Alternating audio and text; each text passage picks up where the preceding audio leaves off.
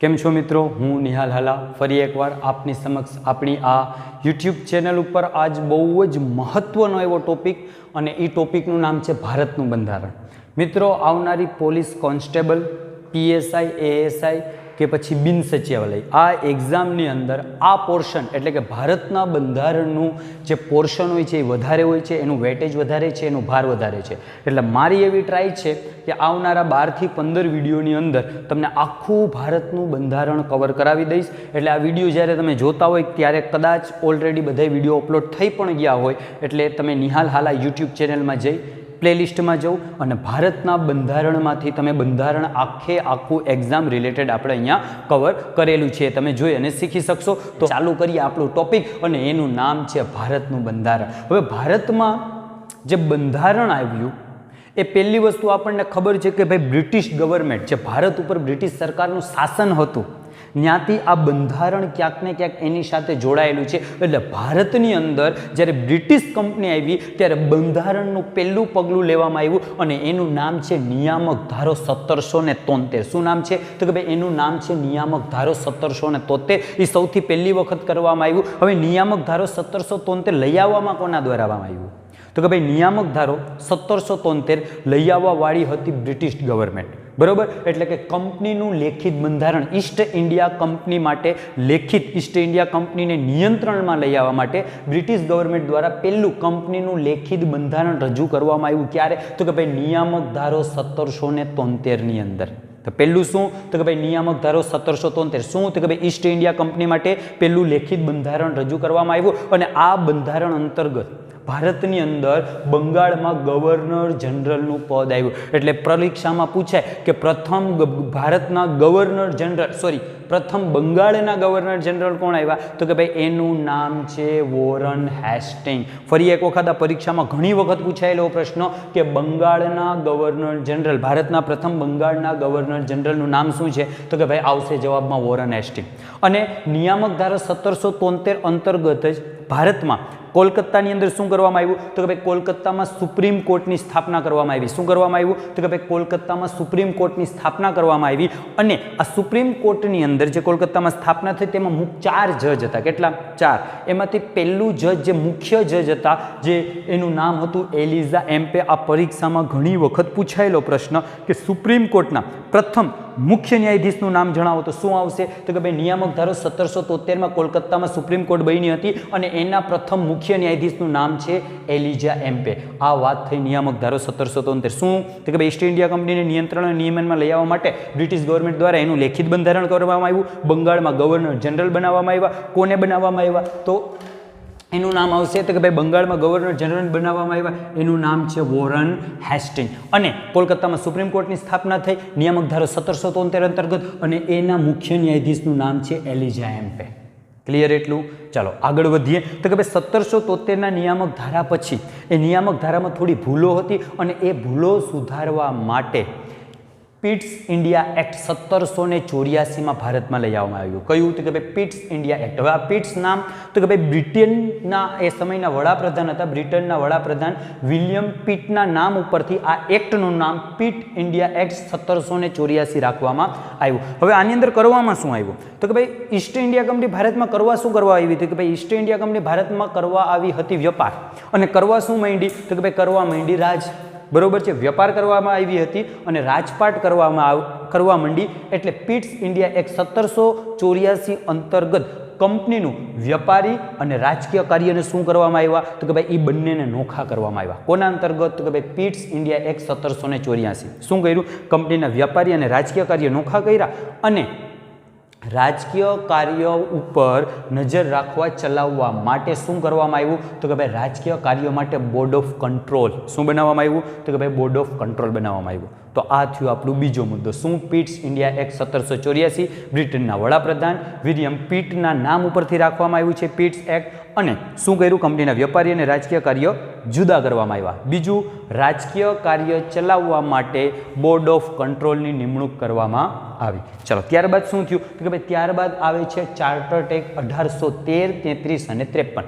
3 chartered act આવ્યા. પહેલું આવ્યું હતું ચાર્ટર્ડ એક્ટ 1813. બરોબર છે, બહુ આઈએમપી નથી એટલે 13મું મેં લખ્યું નથી. શું હતું?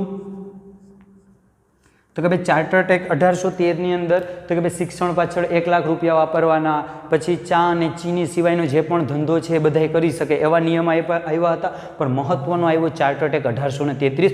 અહીંયાથી પ્રશ્ન પૂછાશે, ધ્યાન રાખજો. એ આવ્યું શું? તો કે ભાઈ ચાર્ટર્ડ એક્ટ 1833 અંતર્ગત જે બંગાળના ગવર્નર જનરલ હતા એને હવે ગવર્નર જનરલ બનાવવામાં આવ્યા છે. કેના? તો કે ભાઈ ભારતના.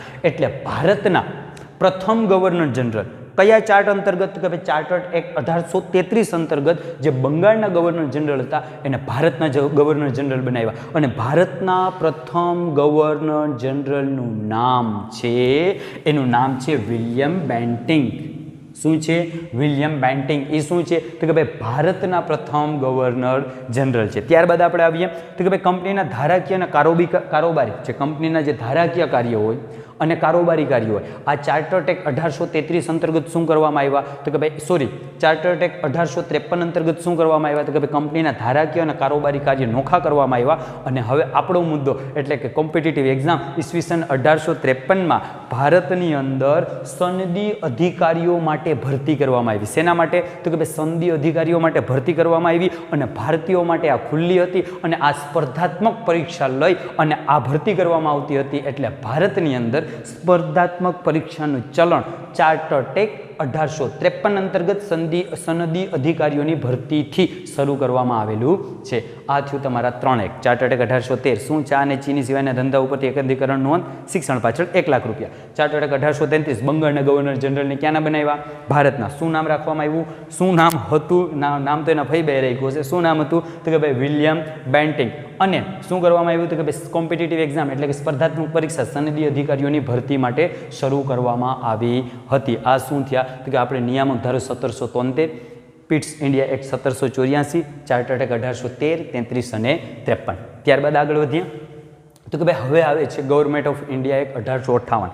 થવામાં એમ થયું કે ઈસવીસન 1857માં ભારતની અંદર સ્વતંત્રતા માટે જે સંગ્રામ કરવામાં આવ્યું અને આ સંગ્રામમાં નેતૃત્વનો કમીના કારણે, અછતના કારણે ભારત 1857ના સંગ્રામમાં શું થયું? તો કે ભાઈ નિષ્ફળ થયું. પણ નિષ્ફળ થયું પરંતુ એનીએ ઈસ્ટ ઇન્ડિયા કંપનીનું શું કરી દીધું? તો કે ભાઈ ઈસ્ટ ઇન્ડિયા કંપનીનું અંત કરી દીધું. એટલે ગવર્મેન્ટ ઓફ ઇન્ડિયા એક્ટ 1858 અંતર્ગત ઈસ્ટ ઇન્ડિયા કંપનીને શું આવી ગયું? અંત આવી ગયો. તો ભાઈ આપણે તો વિચારે કે સાહેબ 1947માં બ્રિટિશવાળા ગયા.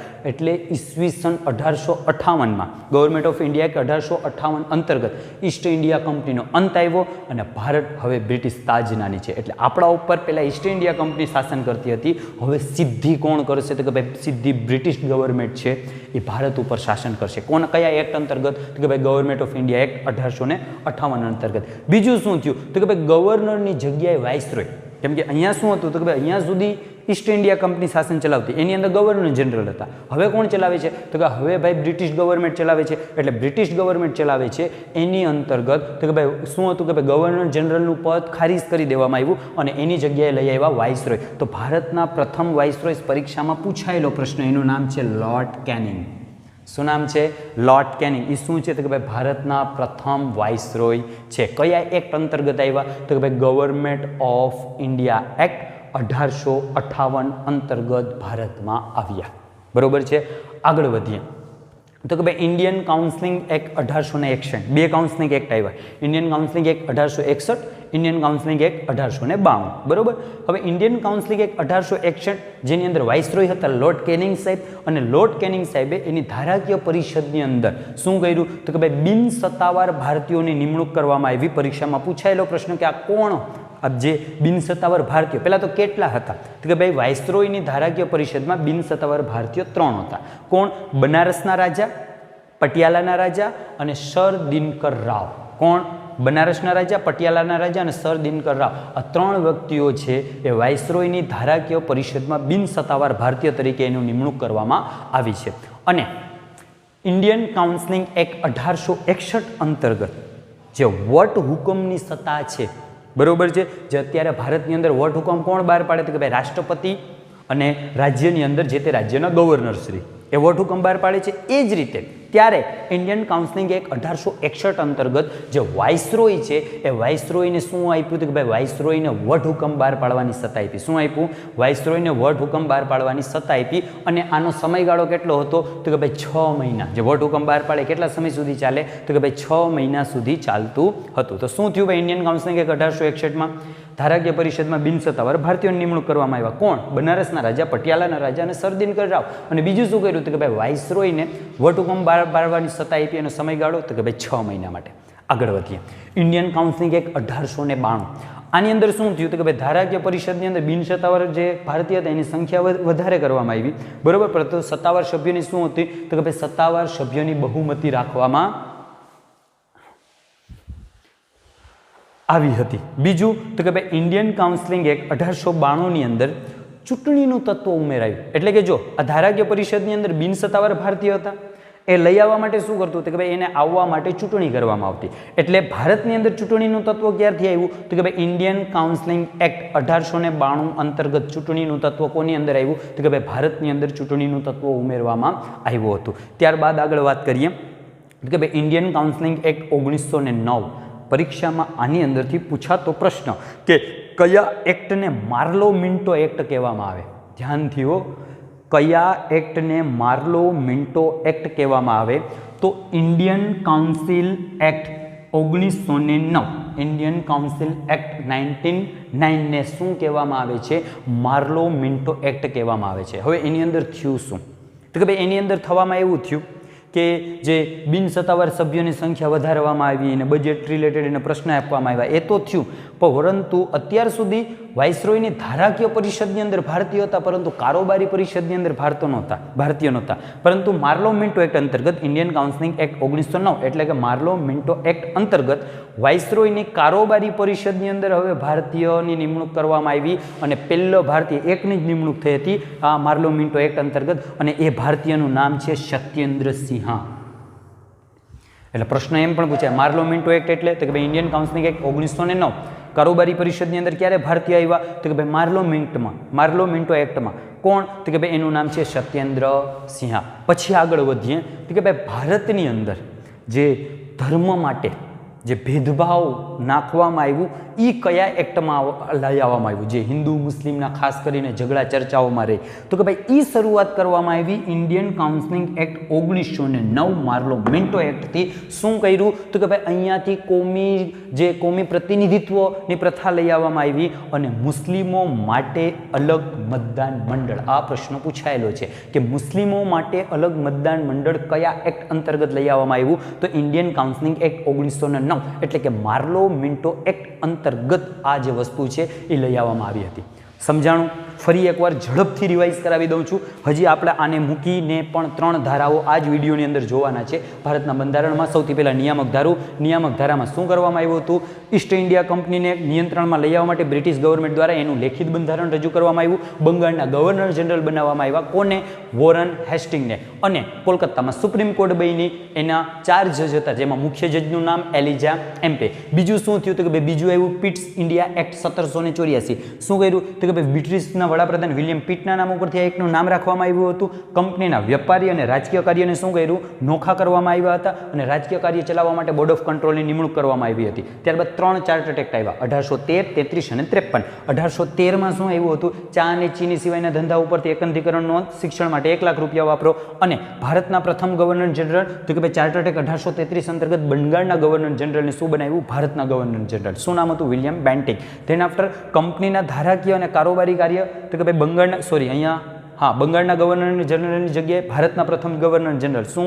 William Bentinck. ધેન આફ્ટર કંપનીના ધારાકીય અને કારોબારી કાર્ય 1853ના ચાર્ટર્ડ એક્ટ અંતર્ગત નોખા કરવામાં આવ્યા અને ચાર્ટર્ડ એક્ટ 1853 અંતર્ગત સંઘીય અધિકારીઓની ભરતી સ્પર્ધાત્મક પરીક્ષા. ગવર્મેન્ટ ઓફ ઇન્ડિયા 1858 શું થયું તો કે ભાઈ ઈસ્ટ ઇન્ડિયા કંપનીનું અંત આવ્યું. ભારત બ્રિટિશ તાજના નીચે ગવર્નર જનરલની જગ્યાએ શું આવી ગયા? વાઇસરોય. શું નામ હતું? Lord canning.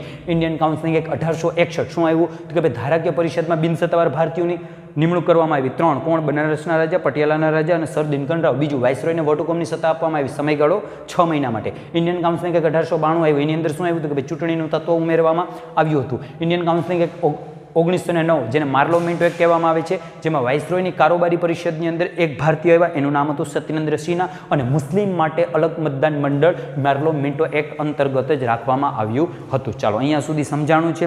ચાલો તો હવે આગળ વધીએ. પછી હવે 3 વસ્તુ જોવાની છે. Government of India act 1919, government of India act 1935 અને ભારતીય સ્વતંત્રતા ધારો 1947. તો શરૂઆત કરીએ ગવર્મેન્ટ ઓફ ઇન્ડિયા એક્ટ 1919. તો પ્રશ્ન શું આવશે તો કે ભાઈ ગવર્મેન્ટ ઓફ ઇન્ડિયા એક્ટ 1919 છે એને શું કહેવામાં આવે તો કે ભાઈ આને મોન્ટેગ્યુ ચેમ્ફર્ડ સુધારા તરીકે પણ ઓળખવામાં આવે છે. કયા સુધારા તરીકે તો કે ભાઈ ગવર્મેન્ટ ઓફ ઇન્ડિયા એક્ટ 1990 એટલે Montagu Chelmsford, government of India 1999 એટલે તો કે ભાઈ માર્લો મિન્ટો એક્ટ, ને આ શું છે તો કે ભાઈ Montagu Chelmsford, government of India act 1919. આની અંદર શું થયું તો કે ભાઈ આની અંદર પ્રાંતોમાં દ્વિગૃહી અને કેન્દ્રમાં પ્રાંતોમાં દ્વિમુખી અને કેન્દ્રમાં તો કે ભાઈ દ્વિગૃહી પદ્ધતિ અમલવામાં આવી હતી. અને જે આપણે આગળ વાત કરી હતી કે આપણું કારોબારી પરિષદ છે, જે કારોબારી પરિષદની અંદર પહેલાં આપણે એક સત્યેન્દ્ર સિન્હાને જેને લીધા હતા, એ જ રીતે હવે કારોબારી પરિષદની અંદર 1માંથી 3 ભારતીય થઈ ગયા. બરોબર છે. કારોબારી પરિષદમાં ભારતમાં કેટલા તો કે ભાઈ 3 ભારતીય, પરંતુ એક યાદ રાખજો અહીંયા કમાન્ડર ઇન ચીફ એનો એ આપણો નહીં. કારોબારી પરિષદમાં 6માંથી 3 ભારતીય અને એક કમાન્ડર ઇન ચીફ એનો કમ્પલસરી. બીજી વસ્તુ, જો આ પરીક્ષા એક વખત જીપીએસસી ક્લાસ 1માં પૂછાયેલો પ્રશ્ન, શીખ, એંગ્લો ઇન્ડિયન, ભારતીય ક્રિસ્તીઓ માટે અલગ મતદાન મંડળ કયા એક્ટ અંતર્ગત લઈ આવવામાં આવ્યું હતું? તો આપણે આગળ જોયું હતું માર્લો મિન્ટો એક્ટની અંદર કે ભાઈ હિન્દુ મુસ્લિમ તત્વ રાખ્યું, મુસ્લિમ માટે અલગ મતદાન મંડળ. એ જ રીતે ગવર્મેન્ટ ઓફ ઇન્ડિયા એક્ટ 1919 અંતર્ગત શીખ, એંગ્લો ઇન્ડિયન, ભારતીય ક્રિસ્તીઓ માટે શું કરવામાં આવ્યું હતું કે ભાઈ અલગ મતદાન મંડળ રાખવામાં આવ્યા. અને અહીંયાથી ખાસ તો કે ભાઈ કેન્દ્રીય જાહેર સેવા આયોગની સ્થાપના એટલે કે યુપીએસસીની સ્થાપના ગવર્મેન્ટ ઓફ ઇન્ડિયા એક્ટ 1919 અંતર્ગત કરવામાં આવેલી હતી. નોટ ડાઉન કરી લેજો. એક મહત્વનો મુદ્દો કહી દઉં, ઈસવીસન 1926માં લી કમિશનની ભલામણની આધારે આ કેન્દ્રીય જાહેર સેવા આયોગ એટલે યુપીએસસીની સ્થાપના કરવામાં આવી હતી. હવે આગળ વધીએ તો કે ભાઈ બીજી વસ્તુ આ થઈ ગઈ, જોઈ લીધું ને શું શું આવ્યું ગવર્મેન્ટ ઓફ ઇન્ડિયા એક્ટ 1919 એટલે મોન્ટેગ્યુ ચેમ્ફર્ડ. બીજું પ્રાંતોમાં દ્વિમુખી, કેન્દ્રમાં દ્વિગૃહી. કારોબારી પરિષદમાં 6માંથી 3 ભારતીય, પરંતુ કમાન્ડર ઇન ચીફ એનું શીખ, એંગ્લો ઇન્ડિયન, ભારતીય ક્રિસ્તી અને યુરોપિયન માટે અલગ મતદાન મંડળ, કેન્દ્રીય જાહેર સેવા આયોગ એટલે કે યુપીએસસીની સ્થાપના. ત્યારબાદ આવે છે ગવર્મેન્ટ ઓફ ઇન્ડિયા એક્ટ 1935. હવે ગવર્મેન્ટ ઓફ ઇન્ડિયા એક્ટ 1935માં શું થયું તો કે ભાઈ પહેલાં તો આને મોન્ટેગ્યુ ચેમ્ફર્ડ કહેવામાં આવે છે અને આને શું કહેવામાં આવે છે પ્રાંતીય સ્વરાજ ધારા તરીકે ઓળખવામાં આવે છે. કોને? ગવર્મેન્ટ ઓફ ઇન્ડિયા એક્ટ 1935 કયા નામથી તો કે ભાઈ પ્રાંતીય સ્વરાજ ધારા તરીકે ઓળખવામાં આવે છે. એમાં શું થયું તો કે ભાઈ કેન્દ્રમાં દ્વિમુખી અને પ્રાંતોમાં દ્વિગૃહી પદ્ધતિ અમલવામાં આવી હતી અને એમાં 6 ગૃહો હતા. કયા?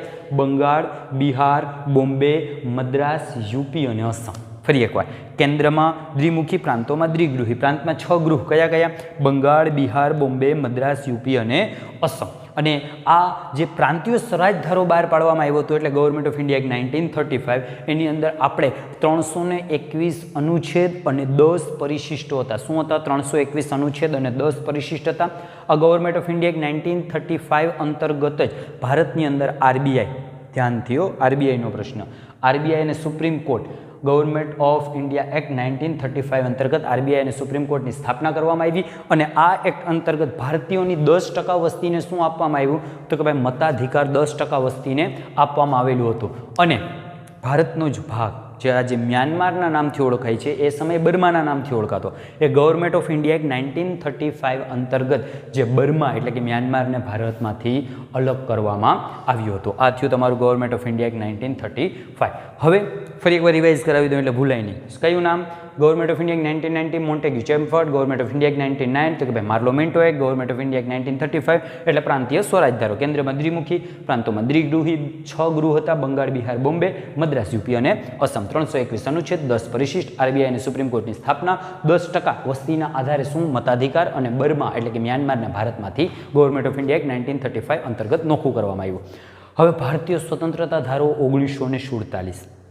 હવે ભારતીય સ્વતંત્રતા ધારો 1947ની વાત કરીએ એટલે આ ધારા અંતર્ગત ભારત બ્રિટિશ શાસનમાંથી મુક્ત થયું. ભારતમાં બ્રિટિશ શાસનનો અંત આવ્યો અને બ્રિટિશ ભારત, જેના ઉપર ભારત ઉપર જે બ્રિટિશોનું શાસન હતું એ બ્રિટિશ ભારત કહેવાતું. અને આ ગવર્મેન્ટ ઓફ ઇન્ડિયા એક્ટ 1947 એટલે ભારતીય સ્વતંત્રતા ધારો 1947 અંતર્ગત આ બ્રિટિશ ભારતનું વિભાજન કરવામાં આવ્યું. બહુ દુઃખની વાત હતી. અને આ બ્રિટિશ ભારત અને પાકિસ્તાન આ બે નામથી અલગ બનાવવામાં આવ્યું હતું. અને શું થયું હતું કે ભાઈ દેશી રજવાડાઓ જેટલા ભારતમાં હતા એ સ્વતંત્ર હતા. જેમાં ભારતમાં જોડાવવું હોય ભારતમાં જોડાઈ શકે, જેને પાકિસ્તાનમાં જોડાવવું હોય પાકિસ્તાનમાં જોડાઈ શકે, જેને પોતે સ્વતંત્રતા રહેવું હોય એ રહી શકે. કોના અંતર્ગત થયું હતું કે ભારતીય સ્વતંત્રતા ધારો 1947.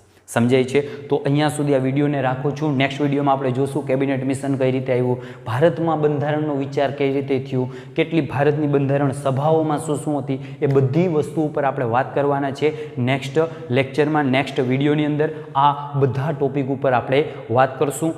આશા છે કે અત્યાર સુધી જેટલું પણ મેં તમને સમજાવ્યું એ એની અંદર સમજાઈ ગયું હશે. જો તમને કોઈ પણ પ્રકારના આવનારી પોલીસ કોન્સ્ટેબલ કે બિન સચિવાલય પરીક્ષા લગતા કોઈ પણ પ્રકારના પ્રશ્ન હોય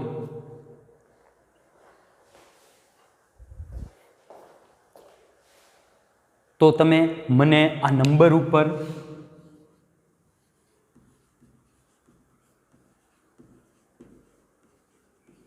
વોટ્સઅપ કરી શકો છો. કોલ કરવા માટે માત્ર સન્ડે 11 થી 12ની વચમાં તમે મને કોલ કરી શકો, અથવા તો આના નંબર ઉપર વોટ્સઅપ કરજો.